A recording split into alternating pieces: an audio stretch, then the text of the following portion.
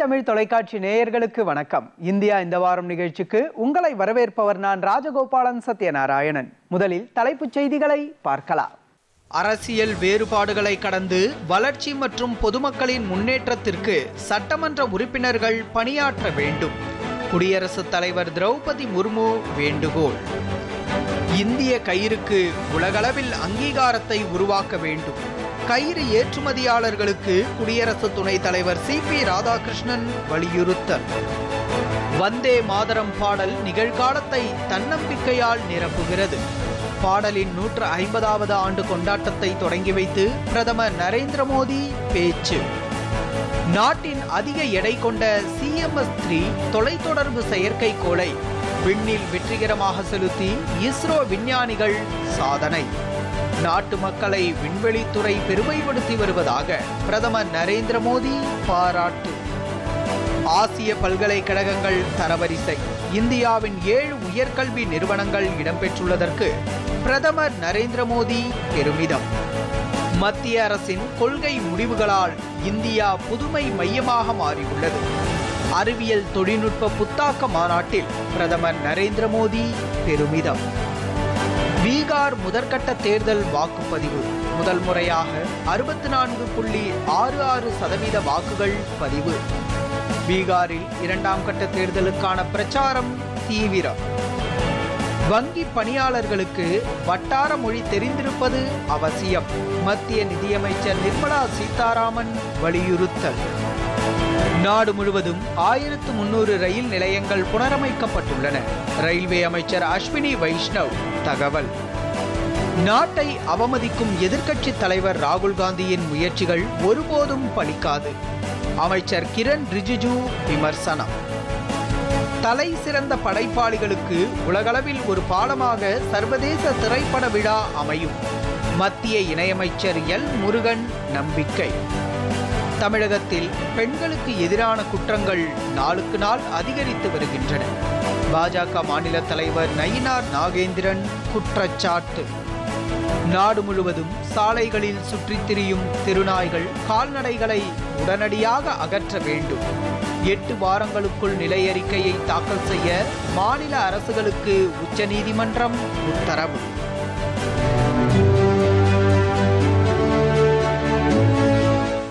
அரசியல் வேறுபாடுகளை கடந்து வளர்ச்சி மற்றும் பொதுமக்களின் முன்னேற்றத்திற்கு சட்டமன்ற உறுப்பினர்கள் பணியாற்ற வேண்டும் என்று குடியரசுத் தலைவர் திரௌபதி முர்மு வலியுறுத்தியுள்ளார். உத்தரகாண்ட் மாநிலம் அமைக்கப்பட்டதன் வெள்ளி விழாவையொட்டி சிறப்பு சட்டப்பேரவை கூட்டம் நடைபெற்றது. இந்த கூட்டத்தில் கலந்து கொண்டு சிறப்புரையாற்றிய குடியரசுத் தலைவர் மாநிலத்தில் கல்வியறிவு அதிகரித்துள்ளதற்கு மகிழ்ச்சி தெரிவித்தார். பெண்கள் கல்வியறிவு பெற வேண்டும் என்ற நோக்கம் வலுவடைந்து உள்ளதாகவும் கூறினார். உத்தராகண்ட் புனித பூமி, ஆன்மீகம் மற்றும் வீரத்தின் மரபுகள் தொடர்ந்து வருவதாக அவர் தெரிவித்தார்.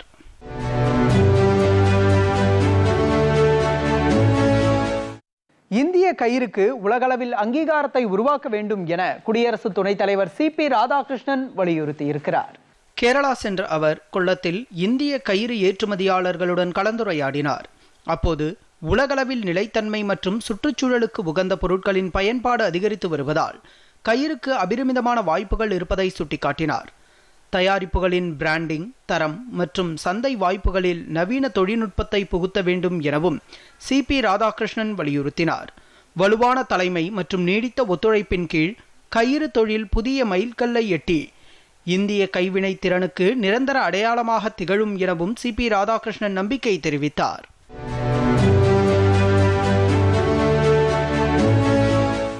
தேசிய பாடலான வந்தே மாதரம் பாடலின் 150வது ஆண்டு நிறைவை முன்னிட்டு ஓராண்டு முழுவதும் கொண்டாடப்படும் நிகழ்வை பிரதமர் நரேந்திர மோடி புதுதில்லியில் தொடங்கி வைத்தார்.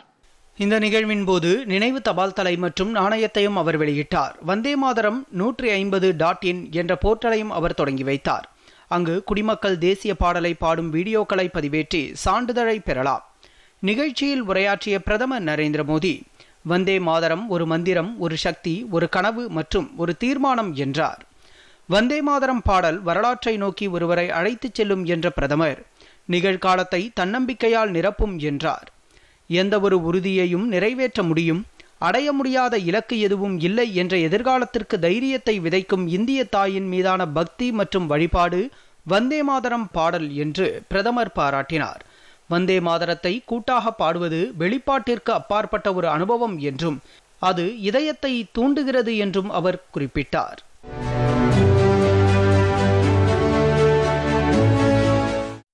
உலகின் 3வது மிகப்பெரிய புத்தாக்க தொழில் சூழல் கொண்ட நாடாக இந்தியா திகழ்வதாக பிரதமர் நரேந்திர மோடி பெருமிதம் தெரிவித்திருக்கிறார். வளர்ந்து வரும் அறிவியல் மற்றும் தொழில்நுட்ப புத்தாக்க மாநாட்டை பிரதமர் நரேந்திர மோடி 3ஆம் தேதி புதுதில்லியில் தொடங்கி வைத்தார். பாரத் மண்டபத்தில் நடைபெற்ற தொடக்க விழாவில் தனியார் துறை தலைமையிலான ஆராய்ச்சி மற்றும் மேம்பாட்டு சூழல் அமைப்பை வலுப்படுத்த 1 லட்சம் கோடி ரூபாய் ஆராய்ச்சி மேம்பாடு மற்றும் புத்தாக்க திட்டத்தையும் பிரதமர் தொடங்கி வைத்தார். நிகழ்ச்சியில் பேசிய பிரதமர் சுத்தமான எரிசக்தி துறையில் புத்தாக்க நிறுவனங்கள் அதிகளவில் செயல்படுவதாக குறிப்பிட்டார். இந்தியா தற்போது தொழில்நுட்ப நுகர்வோர் என்ற நிலையிலிருந்து மாறி தொழில்நுட்பம் சார்ந்த முன்னோடி நாடாக திகழ்வதாக தெரிவித்தார். உலகின் முதல் வெற்றிகரமாக டிஜிட்டல் உட்கட்டமைப்பை கொண்டிருப்பதால் இது சாத்தியமானது என்றும் பிரதமர் தெரிவித்தார்.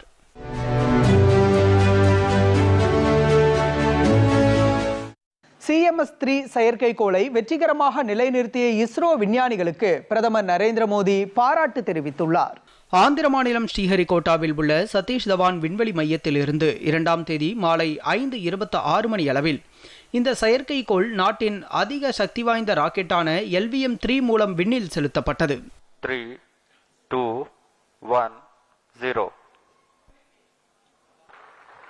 S200 motors ignited plus 5 seconds.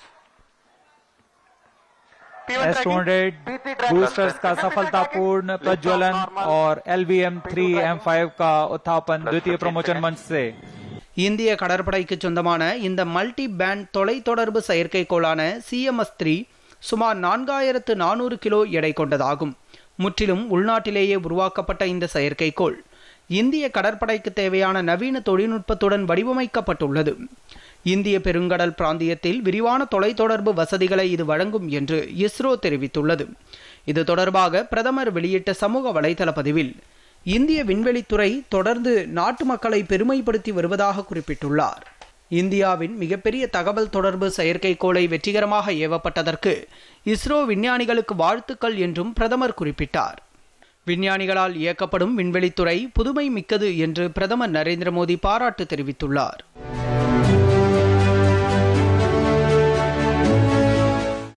அண்டை நாடுகளில் இருந்து இந்தியாவிற்குள் ஊடுருவி உள்ளவர்கள் அனைவரையும் அகற்றும் நடவடிக்கை தொடரும் என்று மத்திய உள்துறை அமைச்சர் அமித்ஷா உறுதிபட தெரிவித்துள்ளார். பீகாரில் 2ஆம் கட்ட தேர்தல் நடைபெறும் தொகுதிகளில் பிரச்சாரம் தீவிரமடைந்துள்ளது. பிரதமர் நரேந்திர மோடி, எதிர்க்கட்சித் தலைவர் ராகுல் காந்தி ஆகியோர் வாக்கு சேகரிப்பில் ஈடுபட்டனர். பெட்டியா பகுதியில் நடைபெற்ற பிரச்சார கூட்டத்தில் பேசிய அமைச்சர் அமித்ஷா, சட்டவிரோதமாக இந்தியாவிற்குள் நுழைந்துள்ளவர்களை காங்கிரஸ் கட்சி பாதுகாப்பதாக கூறினார். இந்தியாவின் வாக்காளர் பட்டியலில் பங்களாதேஷில் இருந்து ஊடுருவி உள்ளோரை தக்க வைத்துக் கொள்வதே அந்த கட்சியின் பிரச்சாரமாக இருப்பதாக அவர் விமர்சித்தார். அவர்கள் அனைவரையும் அகற்ற பாஜக பாடுபடும் என்று தெரிவித்தார். வரும் 14ஆம் தேதி வாக்கு எண்ணிக்கை முடிவில் பீகாரில் பிரதமர் நரேந்திர மோடி மற்றும் முதலமைச்சர் நிதிஷ்குமார் தலைமையில் மீண்டும் தேசிய ஜனநாயக கூட்டணி ஆட்சி அமையும் என்று குறிப்பிட்டார்.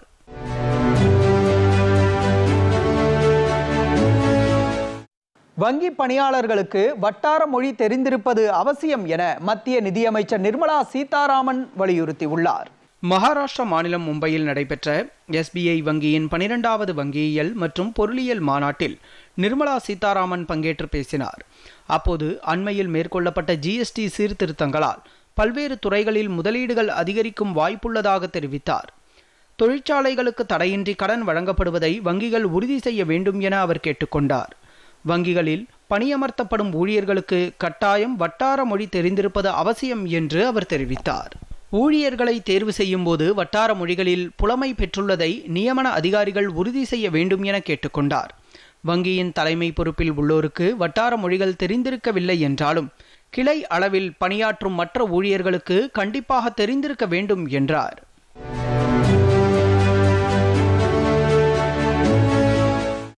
இந்தியாவில் வங்கிகளில் நிதி நிலைமை கணிசமான அளவில் மேம்பட்டு இருப்பதாக மத்திய நிதியமைச்சர் நிர்மலா சீதாராமன் கூறியுள்ளார். தில்லி பல்கலைக்கழகத்தின் நிகழ்ச்சி ஒன்றில் உரையாற்றிய அவர், வங்கிகள் தேசியமயமாக்கப்பட்டு 50 ஆண்டுகளாகியும் அதன் நோக்கங்கள் முழுமையாக எட்டப்படவில்லை என்றார். அதே நேரம் வங்கிகள் தொழில்முறையாக்கப்பட்ட பிறகு அதன் நோக்கங்கள் சிறப்பாக எட்டப்படுகின்றன என்றும், வங்கிகளின் தனியார்மயமாக்கம் அனைவருக்குமான நிதி சேவையையோ தேச நலனையோ பாதிக்காது என்றும் தெரிவித்தார்.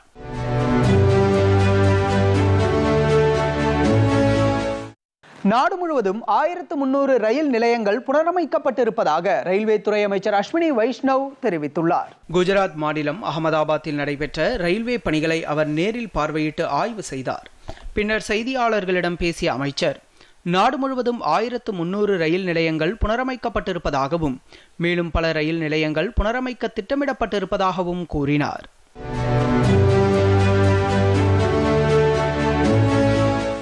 நாட்டை அவமதிக்கும் மக்களவை எதிர்க்கட்சித் தலைவர் ராகுல் காந்தியின் முயற்சி ஒருபோதும் வெற்றி பெறாது என மத்திய நாடாளுமன்ற விவகாரங்கள் துறை அமைச்சர் கிரண் ரிஜிஜு கூறியுள்ளார். தில்லியில் செய்தியாளர்களிடம் பேசிய அவர், தேர்தல் முடிவுகள் காங்கிரஸ் கட்சிக்கு சாதகமாக இல்லாத நேரங்களில் தேர்தல் ஆணையத்தின் மீதும் மின்னணு வாக்குப்பதிவு எந்திரத்தின் மீதும் ராகுல் காந்தி புகார் தெரிவிப்பது வாடிக்கையான ஒன்று என்றார்.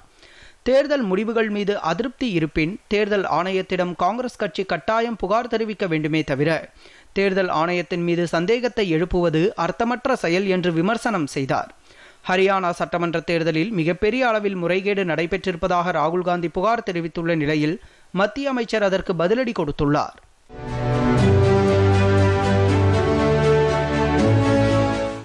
விமான எரிபொருள் உற்பத்தியில் இந்தியாவை சர்வதேச அளவில் முன்னணி நாடாக உயர்த்தும் வலுவான கொள்கையை மத்திய அரசு உருவாக்கி வருவதாக சிவில் விமான போக்குவரத்து துறை அமைச்சர் ராம் மோகன் நாயுடு தெரிவித்துள்ளார். புதுதில்லியில் நடைபெற்ற நிலையான விமான எரிபொருள் உச்சி மாநாட்டில் பேசிய அவர், விமான எரிபொருளுக்கான மூலப்பொருட்கள் கிடைப்பது மற்றும் உற்பத்தி வசதி காரணமாக அண்டை நாடுகளை விட இந்தியா அதிக நன்மையை பெற்று வருவதாக கூறினார். இந்த துறையில் ஏற்கனவே குறிப்பிடத்தக்க முன்னேற்றங்களை இந்தியா அடைந்துள்ளதாகவும் அவர் தெரிவித்தார். விமான எரிபொருள் உற்பத்தி துறையில் இந்தியா தனது தேவைகளை பூர்த்தி செய்து கொள்வதோடு உலகளாவிய தேவைகளுக்கேற்ப பிற நாடுகளுக்கு ஏற்றுமதி செய்ய முடியும் என்றும் அமைச்சர் நம்பிக்கை தெரிவித்தார்.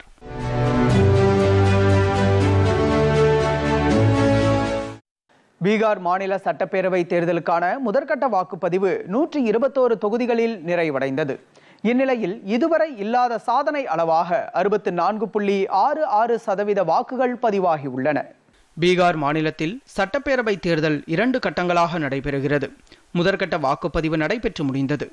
மொத்தமுள்ள 243 சட்டமன்ற தொகுதிகளில் முதற்கட்டத்தில் 121 சட்டமன்ற தொகுதிகளுக்கு கடந்த வியாழக்கிழமை வாக்குப்பதிவு நடைபெற்றது. பீகாரில் பாஜக, ஐக்கிய ஜனதா தளம் உள்ளிட்ட கட்சிகள் இடம்பெற்ற தேசிய ஜனநாயக கூட்டணி, ராஷ்டிரிய ஜனதா தளம் மற்றும் காங்கிரஸ் தலைமையிலான மகாகட்பந்தன் கூட்டணி மற்றும் பிரசாந்த் கிஷோரின் ஜன் சுராஜ் கட்சி ஆகியவற்றுக்கு இடையேயான மும்முனை போட்டி நிலவுகிறது. வாக்குப்பதிவு வியாழக்கிழமை காலை 7 மணிக்கு தொடங்கி மாலை 6 மணிக்கு முடிந்தது. சில வாக்குச்சாவடிகளில் பாதுகாப்பு கருதி மாலை 5 மணியுடன் வாக்குப்பதிவு நிறைவு பெற்றது. 45,341 வாக்குச்சாவடிகளில் வாக்குப்பதிவு நடந்த நிலையில் ஒட்டுமொத்தமாக 64.66% வாக்குப்பதிவு பதிவானதாக தேர்தல் ஆணையம் தெரிவித்துள்ளது. பெகுசராயில் அதிகபட்சமாக 67.32% வாக்குகளும், ஷேக்புராவில் குறைந்தபட்சமாக 52.36% வாக்குகளும் பதிவாகியுள்ளன. தேர்தல் ஆணையத்தின் மீது நம்பிக்கை வைத்து அதிக எண்ணிக்கையில் ஆர்வத்துடனும் உற்சாகத்துடனும் வாக்களிக்க வந்ததற்காக வாக்காளர்களுக்கு தலைமை தேர்தல் ஆணையர் ஞானேஷ்குமார் நன்றி தெரிவித்தார். முழு வெளிப்படைத்தன்மை மற்றும் அர்ப்பணிப்புடன் பணியாற்றியதற்காக தேர்தல் அலுவலர்களுக்கும் அவர் பாராட்டு தெரிவித்தார்.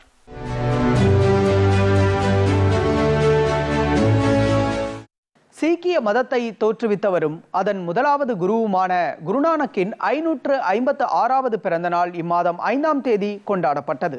ஒவ்வொரு ஆண்டும் கார்த்திக் பூர்ணிமா தினத்தன்று குருநானக் ஜெயந்தி கொண்டாடப்படுகிறது.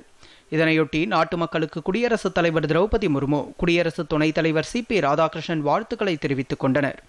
பிரதமர் நரேந்திர மோடி வெளியிட்ட சமூக ஊடக பதிவில் குருநானக் தேவ் மனித குலத்தை காலத்தை கடந்த ஞானத்துடன் வழிநடத்துவதாக தெரிவித்தார். மத்திய தகவல் ஒலிபரப்புத்துறை இணையமைச்சர் எல் முருகன் வெளியிட்ட சமூக ஊடக பதிவில் குருநானக்கிற்கு தலை வணங்குவதாக தெரிவித்தார்.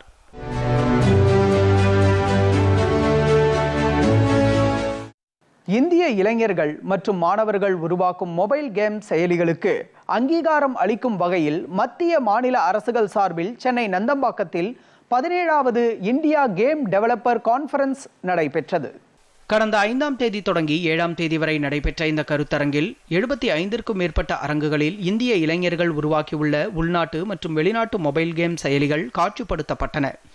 மேலும் பல்வேறு நாடுகளைச் சேர்ந்த புதிய கேம் செயலி வடிவமைப்பாளர்களும் தங்கள் படைப்புகளை காட்சிப்படுத்தினர். மேலும் தகவல் மற்றும் ஒலிபரப்பு அமைச்சகத்தால் துவங்கப்பட்ட வேவ் எக்ஸ் ஊடக தொழில்நுட்ப சூழலை மேம்படுத்துவது மற்றும் தொழில் முனைவோர்களுக்கு ஊக்கமளிப்பது தொடர்பாகவும் இந்த கருத்தரங்கம் ஏற்பாடு செய்யப்பட்டது. தங்களின் தனித்திறமையை வெளிக்கொண்டு வர இது நல்வாய்ப்பாக இருப்பதாகவும் புதிய தொழில்நுட்பத்திற்கு ஏற்ப கேம் செயலிகளை உருவாக்க இது பெரிதும் துணை புரிவதாக NFDCயின் துணை பொது மேலாளர் பாலாஜி மணிக்குமரன் தெரிவித்தார். ஜோதிடம் மற்றும் ராமாயணம், மகாபாரதம் உள்ளிட்ட இதிகாசங்களை உள்ளடக்கிய கேமிங் செயலிகள் இன்றைய தலைமுறைக்கு ஏற்றவாறு உருவாக்கியுள்ளதாக சதன் மெக்கான் நிறுவனத்தைச் சேர்ந்த சௌமித்ரன் தெரிவித்தார்.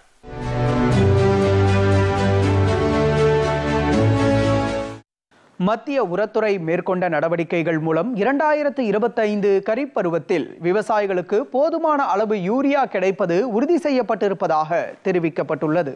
இது தொடர்பாக மத்திய அரசு வெளியிட்டுள்ள அறிவிப்பில் சரியான திட்டமிடல் மற்றும் ஒருங்கிணைப்பு மூலம் விவசாயிகள் தேவையான அளவு யூரியாவை பெற்று வருவதாக தெரிவிக்கப்பட்டுள்ளது. மத்திய அரசின் மதிப்பீட்டின்படி 230.53 லட்சம் மெட்ரிக் டன் உரம் விற்பனை செய்யப்பட்டதாகவும் இது முந்தைய விற்பனையை விட அதிகம் என்றும் மத்திய அரசு கூறியுள்ளது.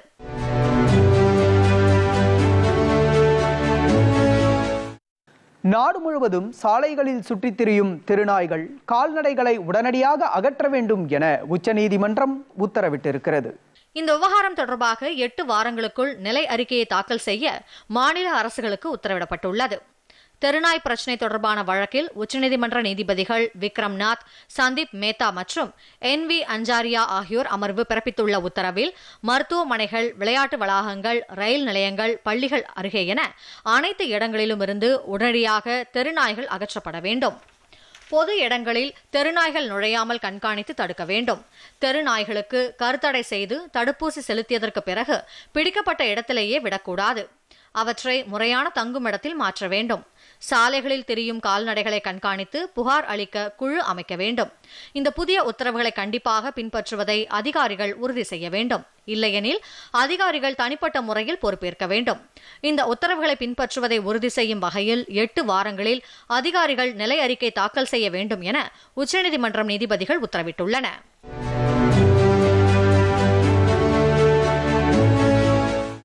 கைதுக்கான காரணங்களை எழுத்துப்பூர்வமாக வழங்க வேண்டும் என காவல்துறை மற்றும் புலனாய்வு அமைப்புகளுக்கு உச்சநீதிமன்றம் உத்தரவிட்டிருக்கிறது.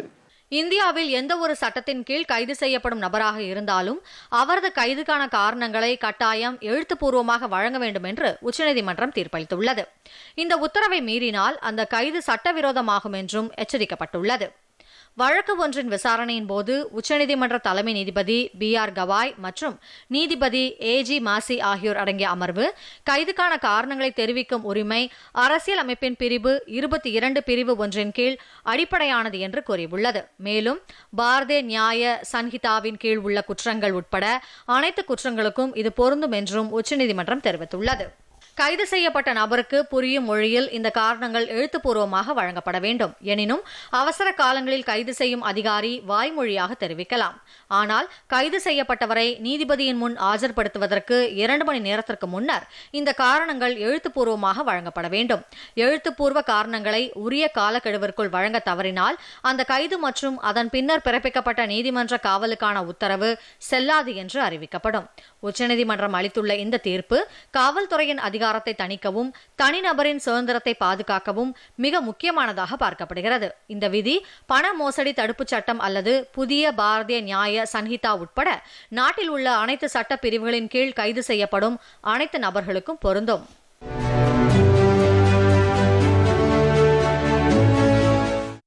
ஜனநாயகத்தின் 3 பிரிவுகளான நிர்வாகம், நீதித்துறை மற்றும் சட்டமன்றம் ஆகியவை குடிமக்களின் நலனுக்காகவே உள்ளதாகவும் அவை தனித்து செயல்பட முடியாது என்றும் உச்சநீதிமன்ற தலைமை நீதிபதி BR கவாய் கூறியுள்ளார். மும்பையில் உள்ள கோரேகானில் மகாராஷ்டிர தேசிய சட்ட பல்கலைக்கழகத்தின் புதிய வளாகத்தை திறந்து வைத்து பேசிய அவர் நீதித்துறை உள்கட்டமைப்பை வலுப்படுத்த மகாராஷ்டிரா அரசு எடுத்து வரும் நடவடிக்கைகளை பாராட்டினார். இந்த நிகழ்வில் பேசிய முதலமைச்சர் தேவேந்திர பட்னாவிஸ் மகாராஷ்டிராவின் 3 தேசிய சட்ட பல்கலைக்கழகங்களை நிறுவுவதில் தலைமை நீதிபதி கவாய் முக்கிய பங்கு வகித்துள்ளார் என்றார். MNLU மும்பை விரைவில் ஒரு சர்வதேச பல்கலைக்கழகமாக அங்கீகரிக்கப்படும் என்றும் அவர் நம்பிக்கை தெரிவித்தார்.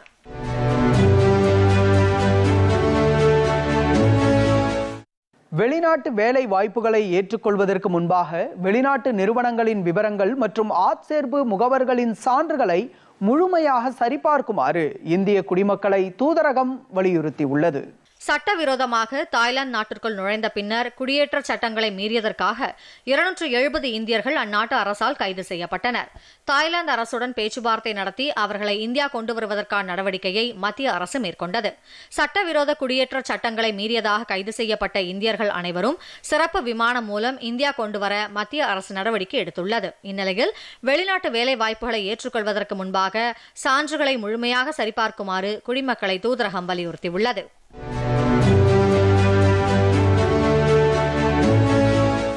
அக்டோபர் மாத ஜிஎஸ்டி வசூல் 1,95,936 கோடி ரூபாயை கடந்து புதிய சாதனை படைத்துள்ளது. இதுகுறித்து வருவாய்த்துறை வெளியிட்டுள்ள செய்திக்குறிப்பில் கடந்த ஆண்டு அக்டோபர் மாதத்துடன் ஒப்பிடும்போது வரி வசூல் 4.6% அதிகரித்திருப்பதாக கூறியுள்ளது. உள்நாட்டு வரி வசூல் 2% அதிகரித்துள்ளதாகவும் இறக்குமதிக்கான வரி வசூல் 13% அதிகரித்திருப்பதாகவும் தெரிவிக்கப்பட்டுள்ளது. நாட்டின் மொத்த ஜிஎஸ்டி வசூலில் 40% மகாராஷ்டிரா, கர்நாடகா, குஜராத், ஹரியானா மற்றும் தமிழ்நாடு மாநிலங்கள் பூர்த்தி செய்துள்ளன.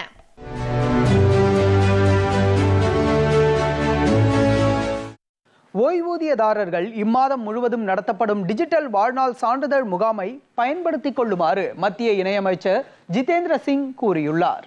புதுதில்லியில் 4வது தேசிய அளவிலான டிஜிட்டல் வாழ்நாள் சான்றிதழ் முகாமை தொடங்கி வைத்து உரையாற்றிய அவர் மத்திய அரசின் இந்த டிஜிட்டல் முன்னெடுப்புக்கு மங்கோலியா, மாலத்தீவு போன்ற பல்வேறு உலக நாடுகள் பாராட்டு தெரிவித்திருப்பதை சுட்டிக்காட்டினார். 25 லட்சத்திற்கும் மேற்பட்ட ஓய்வூதியதாரர்கள் முக அடையாளம் மூலம் தங்களது டிஜிட்டல் வாழ்நாள் சான்றிதழை பதிவு செய்ய முன்வந்திருப்பதாகவும் அமைச்சர் குறிப்பிட்டார்.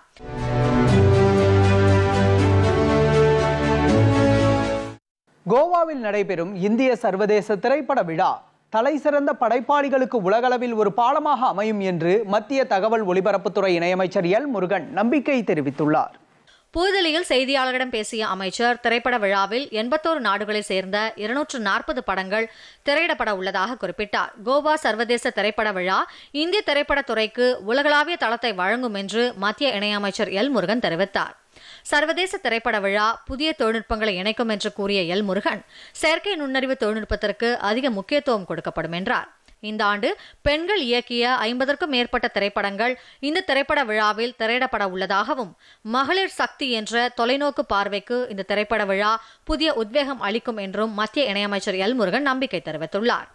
மத்திய தகவல் மற்றும் ஒலிபரப்புத்துறை செயலாளர் சஞ்சய் ஜாஜு வருகிற 20ஆம் தேதி நடைபெறும் தொடக்க விழாவில் நாட்டின் சினிமா பயணத்தை கொண்டாடும் வகையில் ஒரு திருவிழா மற்றும் அணிவகுப்பு நடைபெறும் என்று தெரிவித்தார்.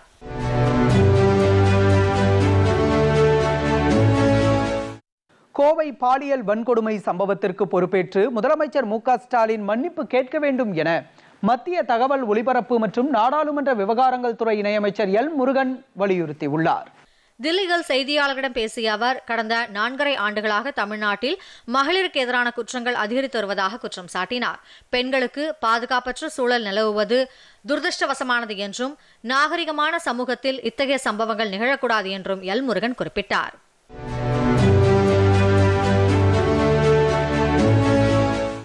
தமிழகத்தில் சமச்சீர் கல்வி பாடத்திட்டத்தில் 10 மற்றும் 12ஆம் வகுப்பு பொதுத் தேர்வுக்கான தேதி அட்டவணையை மாநில பள்ளிக்கல்வித்துறை அமைச்சர் அன்பில் மகேஷ் வெளியிட்டார். இதன்படி 10ஆம் வகுப்பு பொதுத் தேர்வு மார்ச் 11ஆம் தேதி தொடங்கி ஏப்ரல் 6ஆம் தேதி முடிவடைகிறது. 12ஆம் வகுப்பு பொதுத் தேர்வு மார்ச் 2ஆம் தேதி தொடங்கி மார்ச் 26ஆம் தேதி நிறைவடைகிறது. 12ஆம் வகுப்பு பொதுத் தேர்வு முடிவுகள் மே 8ஆம் தேதியும் 10ஆம் வகுப்பு பொதுத் தேர்வு முடிவுகள் மே 20ஆம் தேதியும் வெளியிடப்படும் எனவும் 2025-26ஆம் கல்வியாண்டு பொதுத் தேர்வு முதல் 12ஆம் வகுப்பு கணக்கு பதிவியல் தேர்வில் கால்குலேட்டர் பயன்படுத்த அனுமதி வழங்கப்பட்டிருப்பதாக தெரிவிக்கப்பட்டுள்ளது.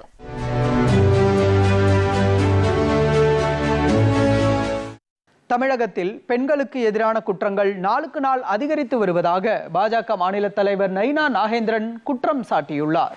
தமிழகம் தலைநிமிர தமிழனின் பயணம் என்ற பிரச்சாரத்தை மேற்கொண்டுள்ள அவர் நாமக்கல்லில் நடைபெற்ற கூட்டத்தில் பேசினார். மாநிலத்தில் சட்டத்தின் ஆட்சியை திமுக அரசு நடத்த தவறியதால் கோவை கல்லூரி மாணவி பாலியல் வன்கொடுமை செய்யப்பட்டது போன்ற குற்றச்செயல்கள் அதிகரித்து வருவதாக அவர் தெரிவித்தார்.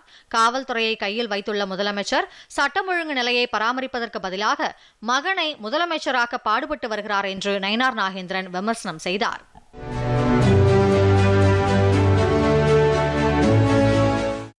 வாக்காளர் பட்டியல் சிறப்பு தீவிர திருத்தப் பணிகள் தொடங்கியுள்ள நிலையில் தமிழகத்தின் பல்வேறு மாவட்டங்களில் வாக்குச்சாவடி அலுவலர்கள் வீடு வீடாக சென்று வாக்காளர்களை சந்தித்து வருகின்றனர்.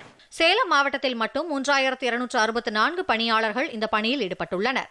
தொகுதி வாரியாக இந்த பணியில் ஈடுபடுவோருக்கு ஏற்கனவே பயிற்சிகள் வழங்கப்பட்டுள்ள நிலையில் வாக்காளர் பட்டியலில் இடம்பெற்றுள்ள வாக்காளர்களை சந்தித்து கணக்கெடுப்பு படிவங்களை அவர்கள் வழங்கினர். ஆற்காடு பகுதியில் நடைபெற்று வரும் பணிகளை சேலம் மாவட்ட ஆட்சியர் பிருந்தாதேவி நேரில் பார்வையிட்டு ஆய்வு செய்தார். விழுப்புரம் மாவட்டத்தில் உள்ள 7 சட்டப்பேரவை தொகுதிகளில் SIR பணிகள் தொடங்கி நடைபெறுகின்றன. மாவட்ட ஆட்சியர் நேரடியாக சென்று இந்த பணியை பார்வையிட்டு வாக்காளர்களிடம் படிவங்களை வழங்கி விளக்கம் அளித்தார். SIR பணிகளை திமுகவினர் கண்காணிக்க வேண்டும் என்று வருவாய்த்துறை அமைச்சர் KKSSR ராமச்சந்திரன் வலியுறுத்தியுள்ளார். விருதுநகர் மாவட்டம் அருப்புக்கோட்டையில் விருதுநகர் மாவட்ட சட்டப்பேரவை தொகுதிகளுக்கான திமுக பொறுப்பாளர்களுக்கான ஆலோசனைக் கூட்டத்தில் அமைச்சர்கள் KKSSR ராமச்சந்திரன், தங்கம் தென்னரசு பங்கேற்றனர்.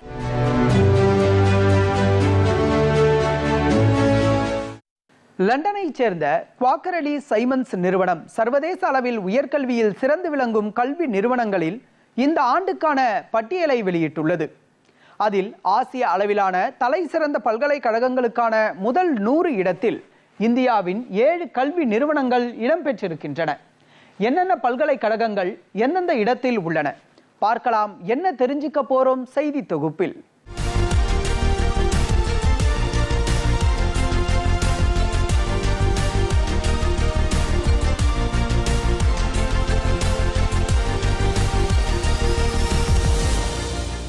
லண்டனைச் சேர்ந்த குவாக்கரலி சைமன்ஸ் நிறுவனம் உலகளவில் உயர்கல்வியில் சிறந்து விளங்கும் கல்வி நிறுவனங்களின் பட்டியலை ஒவ்வொரு ஆண்டும் வெளியிட்டு வருகிறது. ஆய்வு மற்றும் கண்டுபிடிப்பு, கற்றல் அனுபவம், சர்வதேச பங்களிப்பு, வேலைவாய்ப்பு, ஆசிரியர் மாணவர் விகிதம், கல்வி தகுதி மற்றும் அனுபவம் பெற்ற ஆசிரியர்கள், ஆசிரியர்களின் ஆய்வு திறன் ஆகியவற்றின் அடிப்படையில் இந்த பட்டியல் வெளியிடப்படுகிறது. ஆசிய பல்கலைக்கழகங்களில் முதல் 100 இடங்களில் இந்தியாவிலிருந்து 7 கல்வி நிறுவனங்கள் இடம்பெற்றுள்ளன. அதில் கடந்த ஆண்டை போல் IIT டில்லி முதலிடத்தை பெற்றுள்ளது. தொடர்ந்து 2ஆம் இடத்தில் IISc பெங்களூரு, 3ஆம் இடத்தில் IIT மெட்ராஸ் இடம்பெற்றுள்ளன. இந்த ஆண்டு 59வது இடத்தை பிடித்த IIT டெல்லி தொடர்ந்து 5வது ஆண்டாக சிறந்த இந்திய நிறுவனமாக அறிவிக்கப்பட்டது. இந்தியாவின் உயர்கல்வி மாற்றம் இப்போது வெளிவந்துள்ள தரவுகளில் பிரதிபலிக்கின்றது. தேசிய கல்விக் கொள்கை அறிமுகப்படுத்தப்பட்ட 5 ஆண்டுகளில் உலகளவில் இந்திய கல்வித்திறனை சிறந்த நிலையில் உருவாக்கியுள்ளது. இந்த ஆண்டு ஆசிய தரவரிசையில் 130க்கும் மேற்பட்ட இந்திய பல்கலைக்கழகங்கள் QS தரவரிசையில் இடம்பெற்றுள்ளது. சர்வதேச அளவில் இந்தியா கல்விக்கான இடமாக மட்டுமல்லாமல் ஆசியா முழுவதும் புதுமை, உள்ளடக்கம் மற்றும் நிலையான வளர்ச்சியை வடிவமைக்கும் உலகளாவிய அறிவு தலைமையாகவும் நிலைநிறுத்தி கொண்டுள்ளது. QS உலக பல்கலைக்கழக ஆசிய தரவரிசையில் முதல் 100 இடங்களுக்குள் 7 இந்திய நிறுவனங்களும், முதல் 200 இடங்களில் 20 நிறுவனங்களும், முதல் 500 இடங்களில் 66 இந்திய நிறுவனங்களும் இடம் பிடித்துள்ளன என்று குவாக்கரலி சைமன்ஸ் அறிக்கையில் தெரிவிக்கப்பட்டுள்ளது. இது தொடர்பாக சமூக ஊடக வலைதளத்தில் பதிவிட்டுள்ள பிரதமர், ஆராய்ச்சி மற்றும் புத்தாக்கத்தை நோக்கமாக கொண்டு இளைஞர்களுக்கு தரமான கல்வியை வழங்குவதில் மத்திய அரசு உறுதி பூண்டிருப்பதாக தெரிவித்துள்ளார். நாடு முழுவதும் அதிக எண்ணிக்கையிலான கல்வி நிறுவனங்களின் தரத்தை உயர்த்துவதற்கு அரசு நடவடிக்கை எடுத்து வருவதாகவும் அவர் குறிப்பிட்டுள்ளார். இத்துடன் நிறைவடைந்தது இந்தியா இந்த வாரம் நிகழ்ச்சி. மீண்டும் சந்திக்கலாம் மற்றும் ஒரு நிகழ்ச்சியில்.